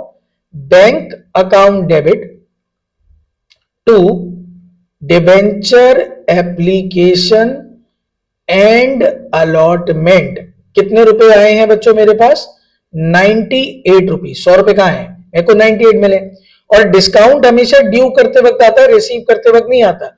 अगली एंट्री में डिस्काउंट दिखाऊंगा, तो मैं एंट्री करूंगा debenture application and allotment account debit 98 rupees. Discount on issue of debenture account debit, discount कितने रुपए का है? 2 रुपए का। टू डिबेंचर में कितने रुपए आएंगे बच्चों? 100 रुपए। ठीक है, रिडम्पशन की एंट्री सेम रहेगी, सेम टू यू, जो मैंने अभी केस नंबर किस में करी थी बच्चों? 1 में करी थी। केस 1 और 2 आपको क्लियर हो गया। मैंने केस नंबर 1 भी समझा दिया आपको, केस नंबर 2 भी समझा दिया। अब मैं आता हूं केस नंबर 3 के लिए। उसके लिए मुझे सबसे पहले ये सब मिटाना पड़ेगा, मैंने मिटा दिया।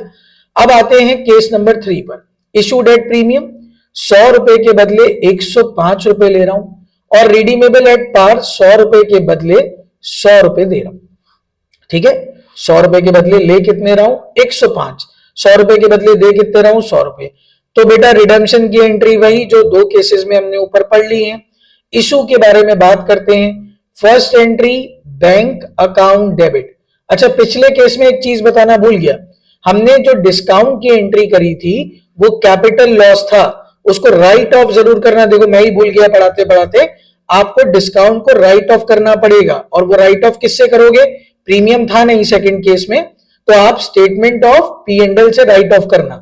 तो bank account debit to debenture application and allotment. आपको कितने रुपए मिल रहे हैं बेटा 105 रुपए। फिर debenture application and allotment account debit, भाई जितने से क्रेडिट हुआ उतने से डेबिट होगा। टू डिबेंचर, हमेशा याद रखो बच्चों डिबेंचर में फेस वैल्यू जाती है। टू सिक्योरिटी प्रीमियम रिजर्व, इसमें कितने रुपए जाएंगे बच्चों 5 रुपए, क्योंकि 5 रुपए का प्रीमियम है। रिडम्पशन की एंट्री वही जो आपने पहले करी थी। तो अब इसको भी खत्म करते हैं और आगे आते हैं केस नंबर किस पर 4 पर।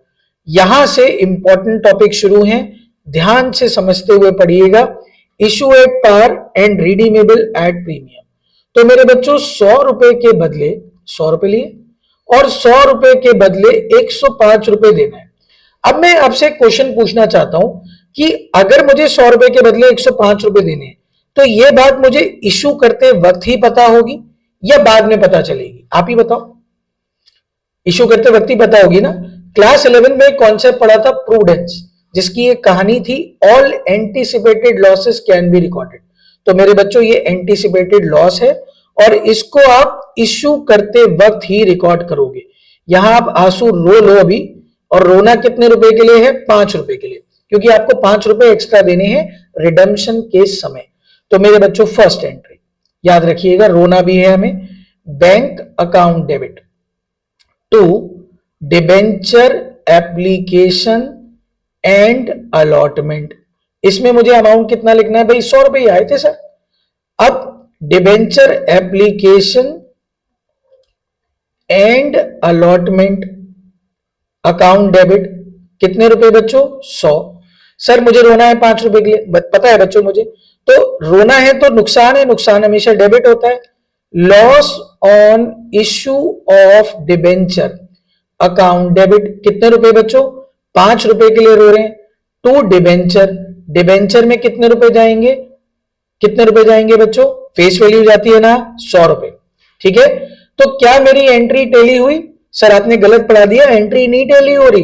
मेरे बच्चों होगी होगी, सब्र करो। अब आप एक भारत माता की कसम खाओ कि आपको 5 रुपए एक्स्ट्रा देने हैं। मम्मी कसम, भारत माता की कसम, हम एक्स्ट्रा 5 रुपए अभी आगे जाके देंगे। और वो जो कसम खा रहे हो वो लाइबिलिटी है, और लाइबिलिटी हमेशा क्रेडिट होती है। तो आप कसम को क्रेडिट करोगे premium on redemption of debenture 5 रुपए। ठीक है बच्चों, एंट्री टैली हो गई, हो गई सर। अब मेरे बच्चों ये एंट्री आप करोगे, ये जो लॉस आपने लिखा है इसको राइट ऑफ जरूर करना है। सिक्योरिटी प्रीमियम मेरे क्वेश्चन में है नहीं, इसको राइट ऑफ करने के लिए आपको statement of P and L का यूज करना पड़ेगा। तो इशू के वक्त ही साल के आखिरी में एक एंट्री और होगी, statement of P and L account debit to loss on issue of debenture. कितने रुपए बच्चों 5 रुपए। याद रखना ये एंट्री जरूर जरूर करके आना। आईएससी वाले बच्चों रिडम्पशन भी सिलेबस में, सर इतना मत पढ़ाइए बेटा, सिलेबस है पढ़ना पड़ेगा। डिबेंचर अकाउंट डेबिट कितने रुपए हैं 100 रुपए फेस वैल्यू।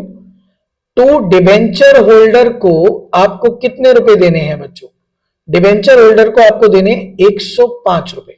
100 रुपए डिबेंचर के थे, 105 देने, 5 रुपए का डिफरेंस है। बेटा वो जो मम्मी कसम, भारत माता की कसम खाई थी उसे पूरा करने का वक्त आ गया। कसम तो तो आप प्रीमियम ऑन रिडम्पशन को डेबिट करोगे 5 रुपए से, और अब आपको पेमेंट करना है। पेमेंट की एंट्री क्या होगी?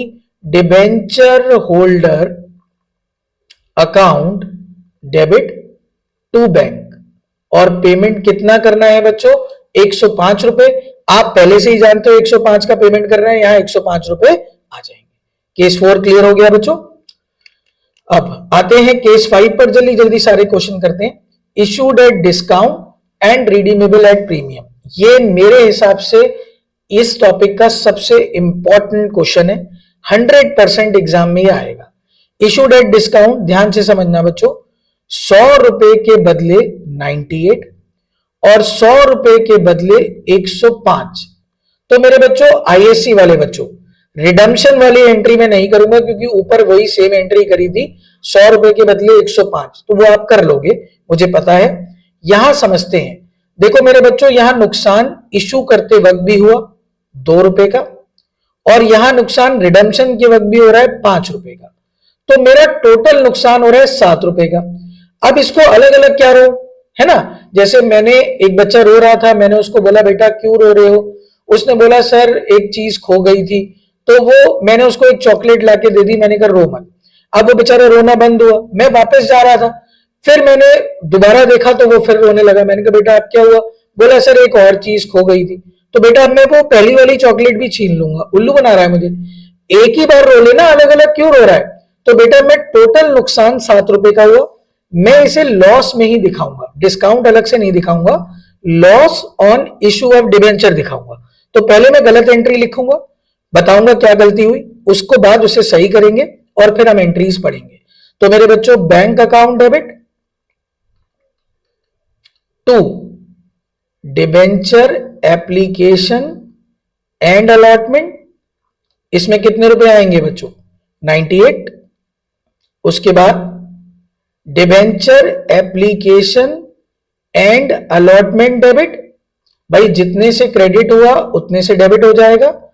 डिस्काउंट लिखता मैं वैसे, क्योंकि 2 रुपए का डिस्काउंट है देखो आप, लेकिन मैं डिस्काउंट, मैं सही एंट्री लिख देता हूं, मैं डिस्काउंट नहीं लिख रहा, मैं टोटल लॉस ही लिख देता हूं, क्योंकि डिस्काउंट भी तो लॉस ही है। तो मैं बोल देता हूं loss on issue of debenture debit. Total नुकसान कितना हुआ, अलग अलग नहीं रोना है, 7 रुपए का। टू डिबेंचर में फेस वैल्यू जाती है 100 रुपए, सर एंट्री नहीं टैली हो रही फिर से, तो बेटा मम्मी कसम खाई तो थी। प्रीमियम ऑन रिडम्पशन कितने रुपए हैं बच्चों? 5 रुपए एक्स्ट्रा देने, देखो एंट्री टैली हो गई। अब ये जो लॉस था इसको राइट ऑफ करना आपकी जिम्मेदारी है, याद रखना, इसी इशू वाले ईयर में, साल के आखिरी में। राइट ऑफ किससे करोगे? Statement of P and L से, क्योंकि सिक्योरिटी प्रीमियम मेरे क्वेश्चन में मुझे गिवन नहीं है। आखिरी case, issued at premium and redeemable at premium. तो मेरे बच्चों इशूड एट प्रीमियम का मतलब, ये भी बहुत इंपॉर्टेंट केस है बच्चों, 100 रुपए के बदले 102, और रिडीमेबल एट प्रीमियम का मतलब 100 रुपए के बदले 105। रिडम्पशन की एंट्री फिर से नहीं करूंगा, सेम है आईएससी। तो मेरे बच्चों मेरा जो नुकसान हुआ वो ये 5 रुपए का हुआ, ठीक है। मैं 5 रुपए के लिए इशू करते वक्त ही रहूंगा, क्योंकि मुझे पता है मुझे आगे जाके 100 रुपए के बदले 105 रुपए देने हैं। एंट्रीज पर आइए, bank account debit to debenture application and allotment, इसमें कितने रुपए आएंगे बच्चों? 102, 102 रुपए आए ना मेरे पास।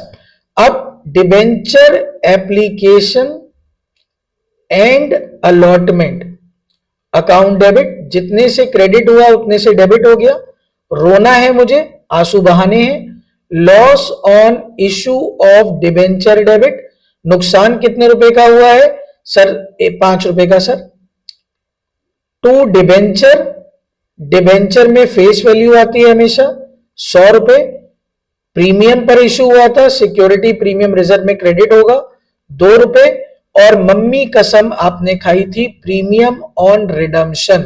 आप मम्मी कसम कितने रुपए की खा रहे हो? 105 रुपए, ठीक है बच्चों, आप चेक कर लो, आपकी एंट्री टैली हो गई होगी, ठीक है। प्रीमियम ऑन रिडम्पशन 5 रुपए। अब यहां पे नुकसान, ये जो लॉस हुआ है इसको राइट ऑफ करना है, और ये बहुत इंपॉर्टेंट पॉइंट है। रिडम्पशन की एंट्री तो मैं नहीं कर रहा हूं, ईयर एंड पर एक और एंट्री होगी। आप क्या एंट्री करोगे, इस बार आपके पास एसपीआर है क्वेश्चन में, तो पहले एसपीआर से राइट ऑफ करना। एसपीआर है 2 रुपए, फिर एसपीआर कम पड़ गया तो statement of P and L debit करना 3 रुपए, और आपका टोटल लॉस राइट ऑफ हो जाएगा, loss on issue of debenture कितने रुपए बच्चों, 5 रुपए। ठीक है, ये है आपका terms of issue of debenture. तो मेरे बच्चों उम्मीद करता हूं ये टॉपिक भी आपको क्लियर हो गया होगा। अब हम आगे चलते हैं, जर्नल एंट्रीज हैं, ये स्क्रीनशॉट ले लीजिए, ये आपके लिए वर्कशीट है। इस क्वेश्चन को आप लोग करेंगे, ये क्वेश्चन 1 है, ये क्वेश्चन 2 है, ठीक है बच्चों, ये आप ही करना। ये क्वेश्चन 3 है, स्क्रीनशॉट लेते जाइए। ये क्वेश्चन 4 है, ये क्वेश्चन 5 है। अलग अलग केसेस के मैंने आपको क्वेश्चन दे दिए। ये क्वेश्चन 6 है, 6 केसेस पढ़े थे, ये 6 क्वेश्चन है। आईएससी वालों रिडम्पशन की एंट्री भी करोगे, सीबीएसई वालों रिडम्पशन की एंट्रीज नहीं करोगे। अब आते हैं इंटरेस्ट ऑन डिवेंचर्स पर। Again, a very, very important topic to be discussed in CBSE and ISC. देखिए मेरे बच्चों, बहुत बार शुरू में ही मैंने बताया था, इंटरेस्ट ऑन डिबेंचर हमारे लिए चार्ज आइटम है। चार्ज का मतलब क्या होता है कि ये मुझे पे करना ही करना है, चाहे मुझे प्रॉफिट हो चाहे मुझे लॉस हो, और इंटरेस्ट हमेशा फिक्स रहता है। ठीक है, फ्लोटिंग भी हो सकता है, पढ़ा था, लेकिन हमारे सिलेबस में ये फिक्स ही रहेगा। जैसे मैंने कहा था, मैं 8% इंटरेस्ट दूंगा, तो हर साल 8 ही दूंगा, चाहे प्रॉफिट हो चाहे क्या हो बच्चों, लॉस हो। अब एक थ्योरी के लिए पढ़ लेना, क्योंकि एमसीक्यू में हो सकता है पूछ लें, न्यूमेरिकल में तो कभी नहीं आएगा। According to income tax act, income tax act एक है हमारे भारत में, उसने कहा है कि जो भी आप इंटरेस्ट, कंपनी से कहा है कि सर जो भी आप इंटरेस्ट दे रहे हो, जैसे मान लो मिस्टर नंदू हैं, मिस्टर नंदू का जो इंटरेस्ट बना इस साल वो 10 रुपए का बना, तो नंदू कह रहे हैं लाओ 10 रुपए ले आओ हमारे पास, लेकिन कंपनी कह रही है हम आपको 8 रुपए देंगे, वो कह रहे हैं 2 रुपए कहां गए, तो उन्होंने कहा इनकम टैक्स वालों ने हमसे कहा है कि आपके 2 रुपए हम पहले ही काट ले। It is called tax deducted at source, TDS कहते हैं। एमसीक्यू में आएगा, न्यूमेरिकल में नहीं आएगा। इसे हम टीडीएस कहते हैं, टैक्स डिडक्टेड एट सोर्स। इसका मतलब जो भी इंटरेस्ट डिबेंचर होल्डर को मिलता है वो टैक्स फ्री होता है। अब वो टैक्स फ्री कैसे होता है, क्योंकि पहले ही आपका टैक्स काट लिया गया है। वो टैक्स किसने काटा है, कंपनी ने।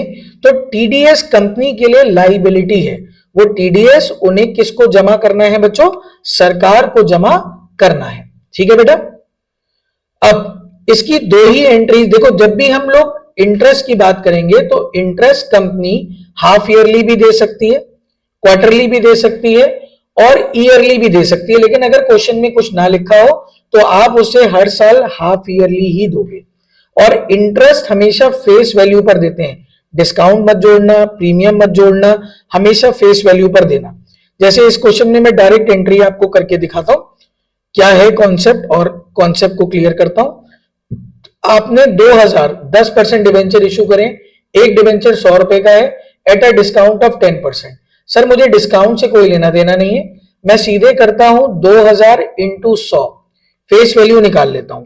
तो मेरे बच्चों अगर मैं 2000 इंटू 100 करूं तो मेरी जो फेस वैल्यू आएगी वो 2 लाख रुपए की आएगी। ठीक है बच्चों, ये फेस वैल्यू है। प्रीमियम मैंने कुछ नहीं जोड़ा, मुझे कितना प्रीमियम पे देना है मुझे उससे मतलब नहीं है। अब मैं इस पे 10% ब्याज दूंगा, और ब्याज देखो लिखा हुआ है हाफ ईयरली दूंगा, एक 30 सितंबर को, एक 31 मार्च को। तो जब मैं 30 सितंबर को एंट्री करूंगा तो मैं क्या एंट्री करूंगा, मैं एंट्री करूंगा interest on debenture account debit to debenture holder. ठीक है, फेस वैल्यू कितनी थी सर, 2 लाख, तो 2 लाख का 10% अगर मैं निकालूं तो ये पूरे साल का हो गया 20,000। मुझे कितने महीने का चाहिए, 6 महीने का, क्योंकि 6 महीने में दे रहा हूं ना, तो 10,000 अभी पकड़ा देता हूं भैया को। उसके बाद डिबेंचर होल्डर डेबिट, उनको पेमेंट करना भी है, ये तो इंटरेस्ट ड्यू करा था मैंने, टू बैंक 10,000। अब यही 2 एंट्री रिपीट हो जाएंगी कब बच्चों, 31 मार्च को, सेम टू यू एंट्रीज होनी है। अब 31 मार्च को ये 2 एंट्री तो कर दोगे और बच्चे यहीं पे क्वेश्चन खत्म कर देते हैं यार। लेकिन ये जो इंटरेस्ट आपने दिया है ये आपका नुकसान है और इस नुकसान को राइट ऑफ करना पड़ता है statement of P and L में। आप क्या एंट्री करोगे, ये एंट्री जरूर करना है इन 2 एंट्रीज को करने के बाद 31 मार्च में। Statement of P and L debit to interest on debenture, और इंटरेस्ट ऑन डिवेंचर में 10 मत लिखाना, टोटल इंटरेस्ट आपने जो दिया वो 20,000 का दिया है बच्चों। ठीक है बच्चों, तो ये इंटरेस्ट ऑन डिवेंचर की एंट्रीज है।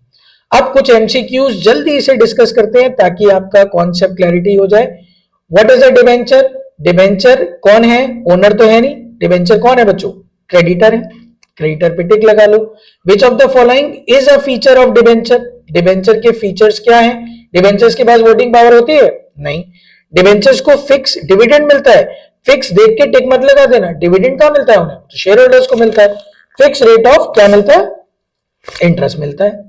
इसके बाद debentures issued at a price higher than the face value, इसका ऑप्शन आप मुझे कमेंट करना। देखते हैं लास्ट तक वीडियो किसने देखी है। ठीक है। When debentures are issued to vendor in exchange for asset, asset के बदले मैंने अभी बताया था ना, जूते 2 पैसे लो, वहीं पर एसेट के बदले आप डिबेंचर दे रहे हो, तो इसका आंसर बहुत सिंपल है sir, issue of debenture for consideration other than cash.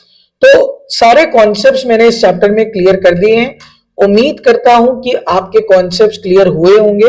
In case अगर अभी भी कोई डाउट रह गए होंगे तो आप मुझे कमेंट बॉक्स में जरूर कमेंट करिएगा, मैं उसकी एक सेपरेट वीडियो आपके लिए बना दूंगा और फिर हम लोग नेक्स्ट दिन, अगले दिन, अगली क्लास के लिए मिलते हैं।